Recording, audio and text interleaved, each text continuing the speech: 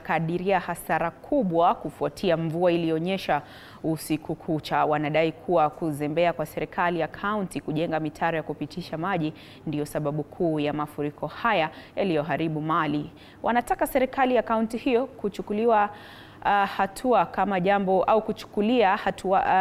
hilo kama la dharura kabla ya kuandamana. Mvua ikinyesha kuko na shida ya maduka. Saa yote maji inaingia kwa maduka, inaharibu vitu za wafanyakazi. Hata kwa nyumba za kulala kuko na mashida.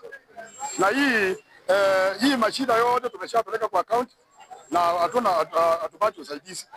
Tunaomba serikali ya kaunti ya Malombe atume wale wanafaa kushughulika na hiyo mambo ya mitaro, hiyo maji. Hakuna biashara tunaendesha saa hii siku ya leo. Tunaendelea tu kutoa maji. Na mkiangalia katika picha mtaona kila mtu wote hapa tuko na watu kama 20 kwa kusaidia kutoa maji. Kwa hivyo tunauliza watu wa kaunti washughulike na hii mtaro iko hapa juu. Hii imepita hapa hospitali kwa sababu imeblock.